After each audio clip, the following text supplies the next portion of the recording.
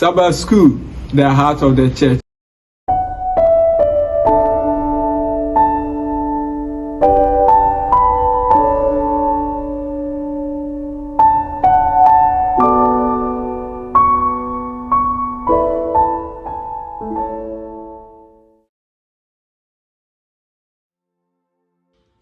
Adonfonom ene ye wadisua etoso enkron na edisua na mama nso nsem no eye last week disua ye ka ho asem no ne ntoaso abofra soon a wokọ nsempa ka adwuma at the age of 19 na ohun abrante a woni kokọ preko pese wasesa eye nwanwa na afede Korea ni abofra owo Philippines obusa asafone sofo se de okoye yesu a wo boyi no eye community service bi na wo ya na etesen because oye new to SD so oye new to ensempaka adwuma ana osofo no gene so se abofra soon we nye community service eye mission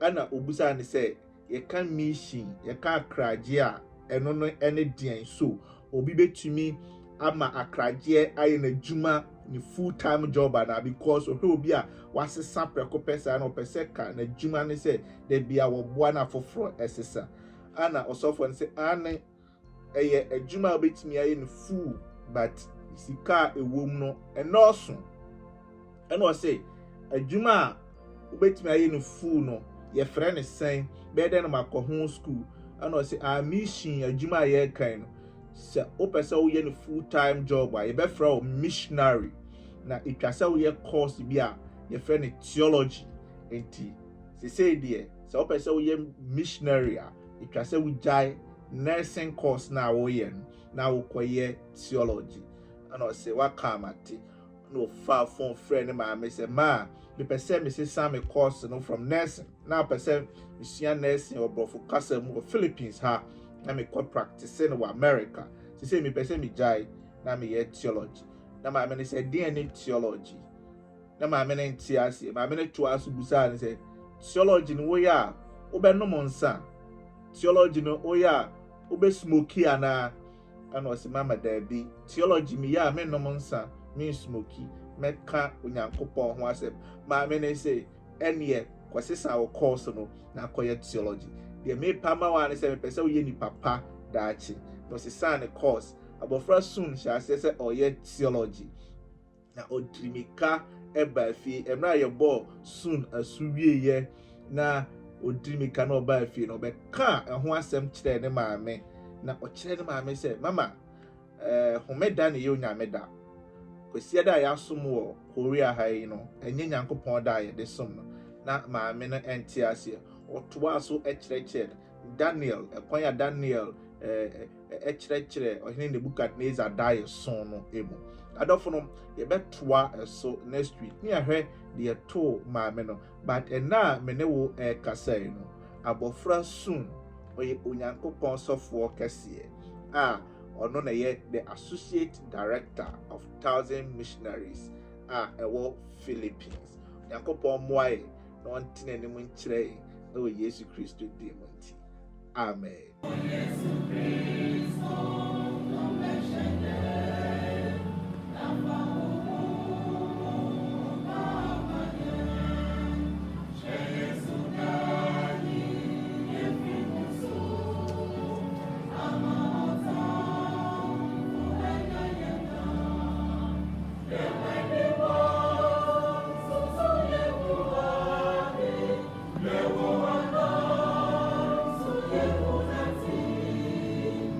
Yes.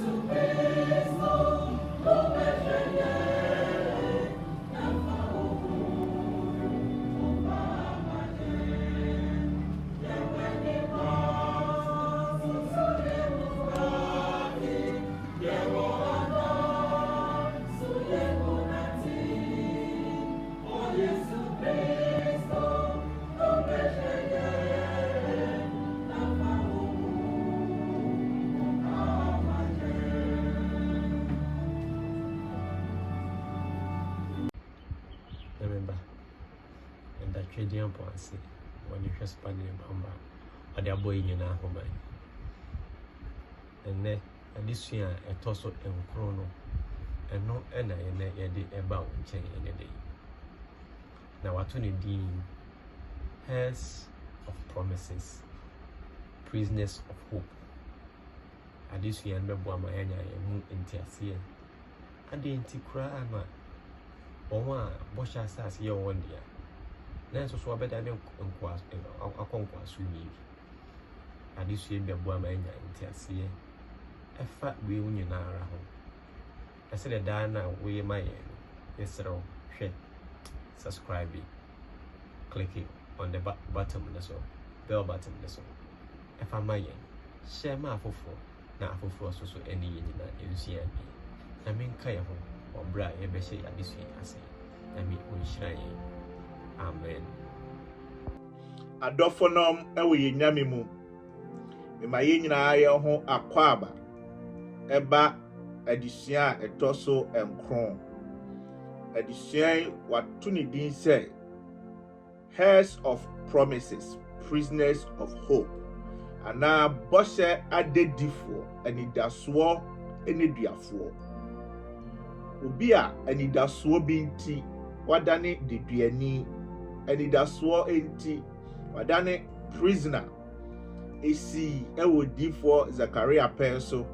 Emra Judafoɔ ebinom ɛwɔ nkoasom mu na ɔpɛ sɛ ɔba Jerusalem bio ɔhwɛ animu saa Jerusalem nti na wadane nkoa nneɛma etwa sɛ wɔyɛ no ontumi nyɛ ɛna odiifoɔ Onyankopɔn nam ne so ɛto nsa frɛ wɔn sɛ return to your stronghold O prisoners of hope mommra efie bio Moa anidaswonti mwadane inidiafo. I say, today I declare that I will restore to you double. Ene Onyankopon say, esa na nidaswa ama mo moye nidiafo ino.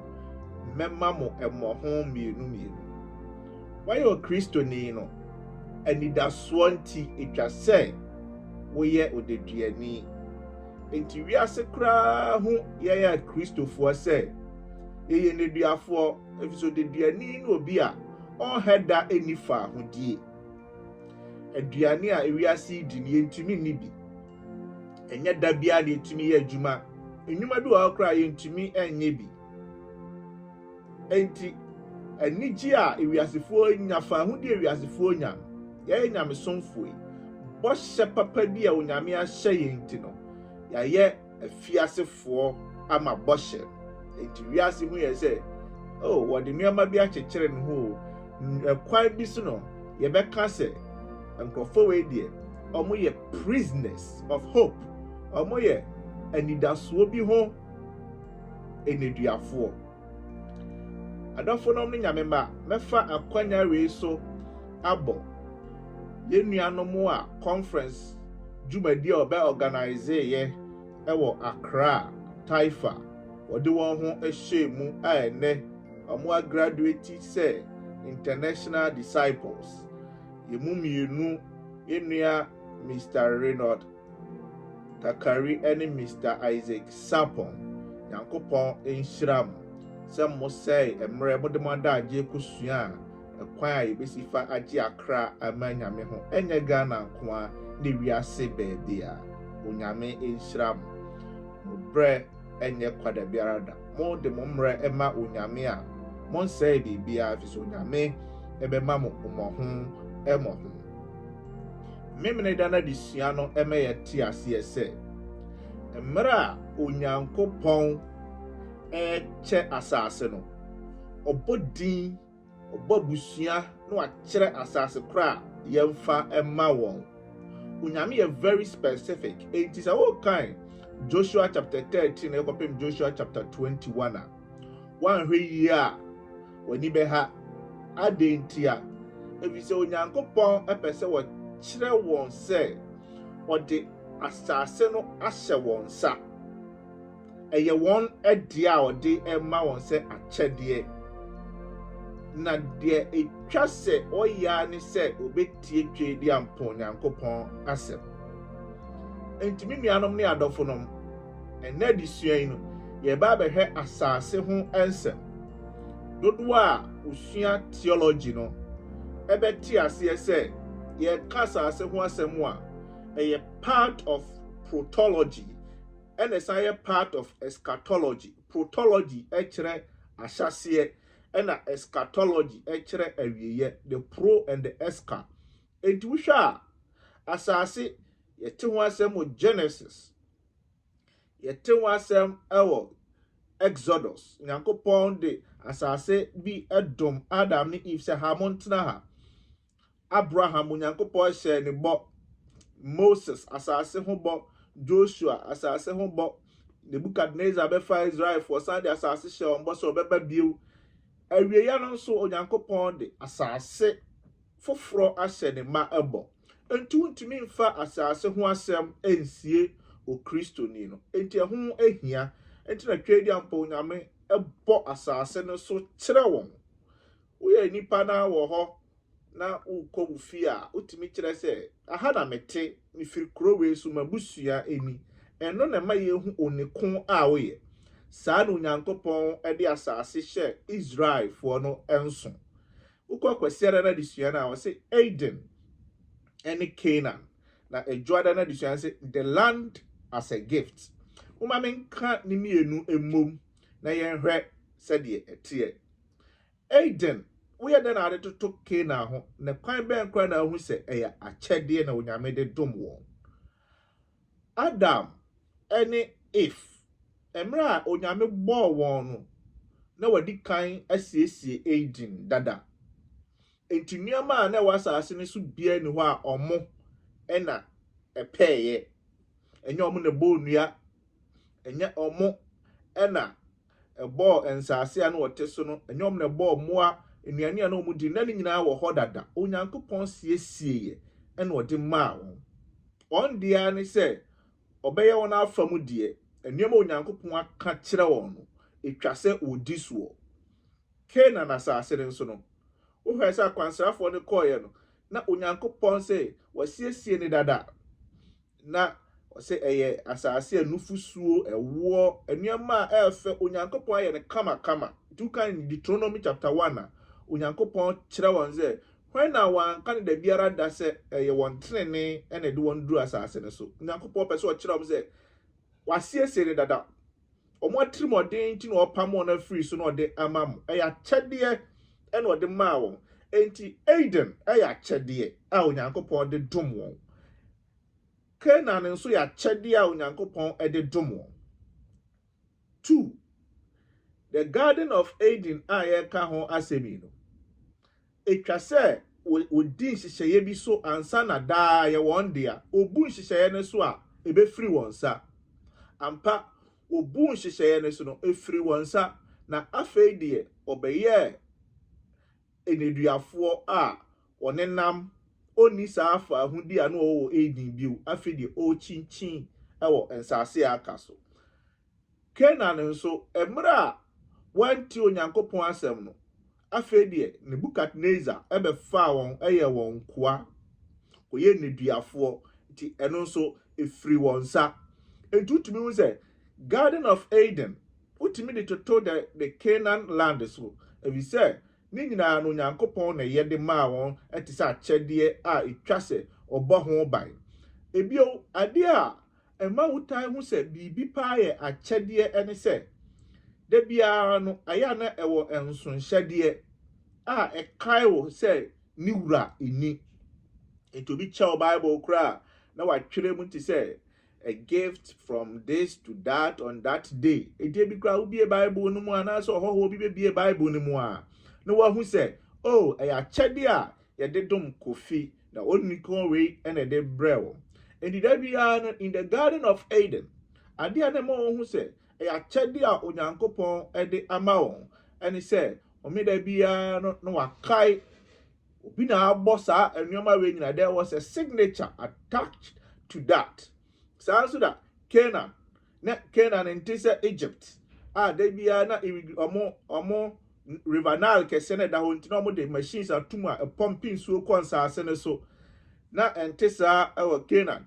Canaan de na ensu etete saa no nti da bia na omo depend on the source. Say ensu be free soro aba. Eti the signature say da bia no no hwe Onyankopɔn anim ewo Canaan asase no eso. Enti hu say Canaan ene Eden Onyankopɔn ade toto ho a eye yie. Na yɛn so me nuanom ne adɔfonom ya yɛnte Eden ya yɛnte Canaan ene ɛdeɛn ɛna Onyankopɔn de adom yɛ. Adisua ne say Onyankopɔn de enkwagye nso adom yɛ. Eden na Onyankopɔn ɛhɔ ɛna enkwagye nhyehyɛeɛ ɛhyɛ ase free yɛ. Sɛ me de wɔtan bɛto ne aboa ne ntem. Canaan nso ɛhɔ na ntomadan no enkwagye nhyehyɛeɛ efiri a yehu wɔ Canaan nso. Yɛn nso Onyankopɔn nso ɛde nkwagye nhyehyɛeɛ Awurade Yesu Kristo adom yɛn. Wɔde dom yɛn kwa.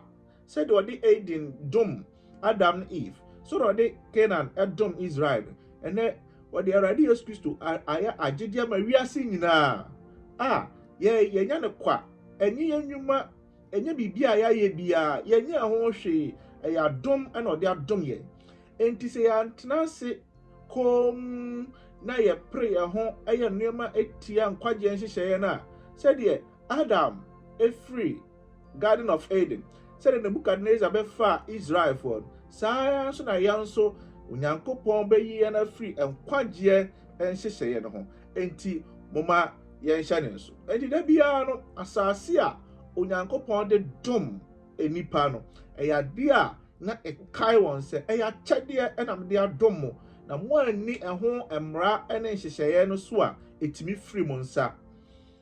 Ɔnwomtofoɔ ne ka no wɔ ɛnwom aduonu na yi mu baako sɛ asase wei animu ade dodoɔ nyinaa ɛyɛ twɛdi ampo Onyankopɔn adia. To bia no a obetumi acclaim ownership sɛ me de asase wei de ɛyɛ me dia forever debi. Ni nyina ɔde adom yɛ yɛbɛwu yɛbɛkɔ yɛhwɛ ɛbenada na disia. What's it? The challenge of the land. Minianom asase no challenge bɛn ɛna na ɛwɔ so. Ɛdeɛn na ɛwɔ asase no so pa na ɛden ɛma wɔn. Asase no so ɛnkɔden. Asase a yɛka ho asɛm Canaan asase na yɛka ho asɛm. Minianom ɛhɔ na Amorifoɔ ne Jebusis. Wode sɛ amusuakuo wei mienu no. Na nya easy for them. Jebusifoɔ kra de ɔhene David ɛna ebetumi ne wɔn ɛko wieyɛ na wɔtete asase no so. Ɔtena asase no so over years ansa kra na ehu sɛ Caleb ɛka sɛ yɛnkɔ ne yɛnkɔgye Hebron. Asase na no wɔte so no ɛhɔ ana kasefoɔ no ɛwɔ so. Na asase no ɛden sɛ obɛgye ebio asase no walls kra na atwa ho ahyia no kra no na enye easy sɛ obetimi ako. Asase no Egypt at that time because Egypt is super power no Egypt antumi ene Canaan asase no so tefoɔ anko anye wɔn asase no. Enti ade a wo masters kra ntumi ankɔgye no ɛdeɛn na kyerɛ sɛ wakoa obetumi agye. Masters na wo bua wɔn mo yɛ nneɛma a yɛde kɔ ako no a wɔn kɔ ako agyegye nsase ahodoɔ no saa nkrɔfoɔ wɔ man ntumi anye wɔn nsase ɛdeɛn na kyerɛ sɛ wo betumi agye. Ana wo kura wanante ɛsrɛ so saa over 40 years oma afei de wura asase so no onim akodie ho hwee onim sɛ deɛ yɛyɛ bibia fa ako ho enti asase na ankasa no ɛso enkoden no na enye nipa sɛ wobetumi anya asase no a wokan Joshua chapter 13 verse 1 to 7 na enye nipa na betumi agye asase no na etwa sɛ tumi a ɛboro enipa tumi so na etumi agye asase no. Amara mfi sɛ yɛhwɛ ɔhyɛ no ho eneduafoɔ. Onyankopɔn de asase wei ahyɛ wɔn bɔ. To onyame na de bɛma wɔn etwa sɛ wɔyɛ ɛho neduafoɔ. Etwa sɛ ɔde wɔn freedom ɛma twɛdi ampɔ onyame. Etwa sɛ odi Onyankopɔn hyehyɛeɛ so ansa na wɔn nsa aka asase ɛno. Enti ɔtwerɛfoɔ say this complexity of the conquest illustrates the dynamics of our salvation. Yɛde asase no so nkɔden ɛtoto yɛn kwagye ho a saa ne yehu no nya yɛne ne di asie yɛne ne ɛko no yɛahoɔden ntumi no watena asase wei so almost 6,000 years yɛ di sɛn wɔ asase wei so yɛni 70 years koraa wɔ asase wei so ɔwɔ nimdeɛ ɛwɔ asase so kyɛn ɔwɔ nyansa ɛwɔ asase so kyɛn ɔwɔ ahoɔden ɛwɔ asase so kyɛn ɔno ɛna yɛtwa sɛ yɛdi ne so nkunim ɛwɔ asase wei ɛso ansa na yɛsɛ afata heaven yɛfa ha ɔde akɔnɔ tataeɛ yɛfa ha ɔde wei tataeɛ nanso onyankopɔn sɛ Israel sɛ mɛtumi adi ɔman kɛseɛ wei so nkunim a the only challenge ne sɛ you need to abide by the principles etwa sɛ udi onyame asɛm so me nuanom sɛ yɛbɛtumi adi ɔbonsam so apue heaven a ɛyɛ adomara kwa sɛ yɛbɛdi onyankopɔn nhyehyɛeɛ so ɛno nkutoo na yɛbɛtumi ɛde apue bɔhyɛ asase no so me nuadɔfoɔ mesrɛ wɔ ne diem sɛ subscribe to yɛn channel wei fa message no ɛma obi foforɔ ebia obi bɛte nsɛm yi bi one line bi ɛwom ɛmɛma no asesa no adwene wɔ nyankopɔn ho ɛbɛtumi de no apue heaven daakye bi ɔbɛkyea wo sɛ message na eduru me nkyɛn no ɛna ma mehyɛ asɛ sɛ mebɔ bra pa na medom mo nti me nso mapue heaven ha ebi nyankopɔn hyɛ wo den ɛmfa wo ne sɛ de wahyɛseɛ tie bia no onyame ɛma hyɛseɛ no a ɛnya ho gno no ɛnkɔ awiei a ɛyɛ kɛse paa mu ɛwɔ Jesus Christ de mo nti amen adisua no toa so wɔ ukuadara adisua no sɛ the Jubilee me nuanom yɛka Jubilee a ɛyɛ 50 years te sɛ Pent 50 days ɛyɛ Pentecost ɛda no yɛka 50 years Jubilee mmerɛ bi a Ghana at 50 Golden Jubilee Silver Jubilee ne yɛka 75 eti yɛhwɛ ɔmo Golden Jubilee yɛhwɛ ɔmo 50 years woka Leviticus chapter 25 a onyankopɔn sɛ emra mo beduru asase no so no mo yɛ adwuma for 6 years a the 7th year when obia nkoyɛ adwuma wɔ asase no so enti no nko na ɛma wɔn nhyehyɛe a ɔbɛyɛ nhyehyɛe a ɔbɛtumi aplan within 6 years sɛ a whole 7th year yɛnya adwuma wɔ asase so ɛbɛyɛ den yɛdidi ɛkwan a ɔbɛstore nneɛma ɛyɛ nneɛma onyankopɔn ɛde build wɔn brains ɛyɛ nneɛma a onyankopɔn boa wɔn ɛma ɔmo ɛyɛ technology expert ɛyɛ nipa bebree ka Israelfoɔ ho asɛm onyankopɔn tete wɔn ɔde nneɛma bebree tete wɔn ɛma wɔn hu nimdeɛ ɛma onya ahoɔden ɔman yɛ mfie nsia bi mfie ɛtɔ so nson ɔnyɛ asase so adwuma ɛkyerɛ wɔn ɛkwan a osifa store nneɛma ti de bia no saa na onyankopɔn yɛ ɔman no sɛ mfie ɛtɔ so nson no moma asase ne na hɔ ɛkwan a onyankopɔn tete wɔ no ɛkwan foforɔ so na asase ne nso ɛsan regenerate nutrients na asase no nneɛma a wugu so nyina na ɛpropro asase no na ɛnya hoɔden na san ba be feedi wɔn me nuanom ne adɔfo nom ɛyɛ onyankopɔn hyehyɛe no na ɛno akyi no onyankopɔn kyerɛ wɔn sɛ 7 years no first 7 years ne ba wie a second 7 years bio third 7 years fourth 5th 6th 7th and the 7 years after another that's 7 by 7 49 years time after the mobile be 7 bia ɛno na ɛbɛka sɛ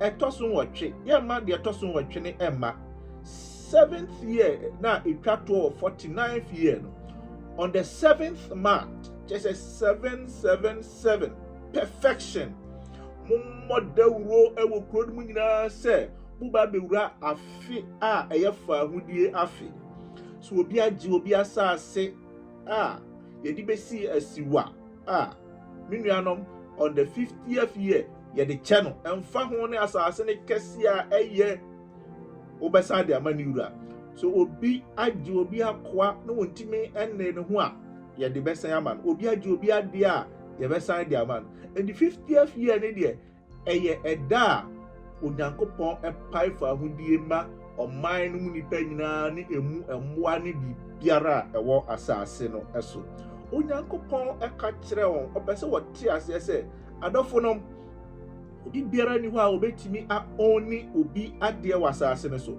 said wo ka kire won ahyase ne se asase we ye Benjamin asase we eye bi a Lewifo ahana asore dan ye di AC Lewifo na te ho asase we eye bi a Zebulon asase Benjamin fo nya sika se general ontimi ento Zebulon asase ne forever obeto a ebe akosi 50th year no omobesa be ye omodea ahana onyankopon kire on se wo sika enkyere se ubetimi a oni obi dabi ahana onyankopon ma wote ase se menuanom onyame mu osikani ni ho ohiani ni ho onyame mu no ebere bidura ye nyina ye pe onyankopon emu we ade a ema wote onyam the unity in God onyame mu no ye baako addition we ema wote the book of Esther ase se mo kaya mre bia omode omo abusu asase kosi awowa omo ntumi anye esa ohia a wotukọ Moab asase so ne twa se onya onuabema obetumi akọje asase no amawo enhyehyɛ ya kwan so no ka wanya onuabema bia ka 50 years that time no ka besa be ye won dia ekosi se okọ oma root eware Boaz na Boaz ebeye na asew na otimi kwaje asase de emawo onyankopon enhyehyɛ no bi eno no 50 years de na onyankopon ede asase no emawo back to the rightful owners the ball won din no asase no be ye odia enti asase ne yakyikyem no forever no na eye emusua dia obi betimi aba be boro but for 50 years no ebesan ya go back to the musua no ya wadara disia ne say the land restored onyankopon e de asase ne ma won se be ya kyedie bi ama won ebi se wo wiase mu na wuni asase wuni be ya odi wuti eto wuni baabi a wutimi no awunu ane baabi a yeso afu a na kamera se obra areho pa ebi kura wo wuni bia da achi bi uba benya bi ana nua bi wo bi ubetimi de ho ato eso kakra yaso Israel de omiye omaya omubom yu a omunyina omuni asase a woteso enti no madani ne duafo a wonam asase ani saa bibia atimi to won saa keke edi twedi ampo nyame adom won asase emra twedi ampo nyame dom won asase ewie ye afei de enhyehyɛ ya atwa se wodi so ema asase no eye won dia na wotena so eche afei de ohyase se oba won aniwe atra won aninton ohyase se oye niema ense na emfata ohyase se one abosomsomfo di afra niema ense se ye bodi wonyamesomfo mu no no woye wosisi nkunafo adifo ne kasa wontie ti onyankopon ema afa hudi a wonyaa se obetena asase ne so na won so atime aka se aha ye ndia no onyankopon ema Nebukadnezar ebai no be fa won enomum de won ekọ Babylon no koye won ayakayaka dia ema won so esan enu won ho abiu na mra wonu won ho no onyankopon de won ba back but emra wo ba back yi de baba asase ne so de nanso fa hudi efe ne fa hudi no na wonya bi wonianom Samaria fo na etan won ani oha Syria fo pese won ne won ko afede ne won ho eira wo wa basa ase na onyame de ma won de but they were not free menuanom adisia na say the land restored onyankopon de asase ne ma won but pass obenya fa hudi pa de na etwa se onya sa fa hudi no ewo onyankopon emu ti onyankopon ehye won bo se ebre bi ba beba fa ahudie a esan se wote atua asase no de ama won bio ba fa ahudie pa ye fa ne fa ahudie pa no David asini ebi ene de sa fa ahudie no eba be brewo na anyo obi biara se ye na Awurade Yesu Kristo ono emu ana sa fa ahudie se wo be de won ho no ode eba ye nanso arahosem ne se oman Israel epo ne chefo enti na wanwa se ebesi enne oman Israel da so ekoko eye nuema ahodo bepre onya asafa ahodie no because opo bosha unyankopon edishel. Edishel say the ultimate fulfillment of the divine promise of rest, abundance, and well-being in the land would take place on the new earth, liberated from sin and its consequences. Minianom, fa ahudie pa si ebetena asase bi so ni enya ahotode ewo Awurade Yesu Kristo mu. Na eno ne asase foforo a twedi ampo Nyankopon ede ahye ne ma ebo no. Ye nyamesomfo yi, ye de adesua na eba wiye. Me pese metue nyina ye ho afo se ye nyina ye betimi akọ haw ne amanie mu. Ye eneduafo, nanso bɔhyɛ pa no enti ye nye neduafo. O Kristo ni ne bra no from the Garden of Eden. Emra Onyankopon epamo Adam ne Eve no. Ye hu ne Bible mu ba bia se Adam ne Eve mu ekotena asase bia onyame bo din bio. Ekosi se twedi ampo onyame efre Abraham. Na obo asase bi din ekire se Canaan.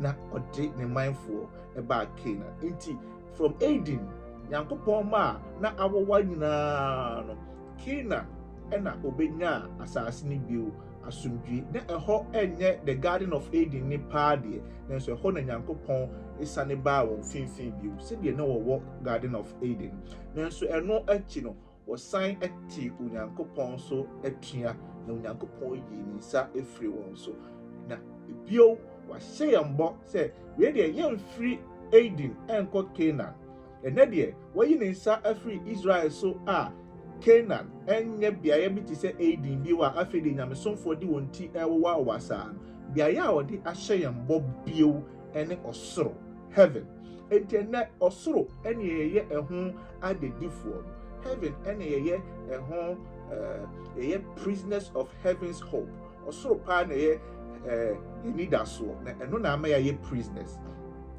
At the center of it all stands the cross, where the Messiah secured the return ticket with his blood. Minianom, si ebenya heaven akopa eye Kristo emoja nkuto asemia no a ode maye. Or say, the new Adam is the one who will bring his refugee children back home. Oh, what a glorious day it will be. Adam aye kan ho asem Awurade Yesu Kristo, the new Adam. Ono ene de ne ma wodi wonti apempem right after Canaan.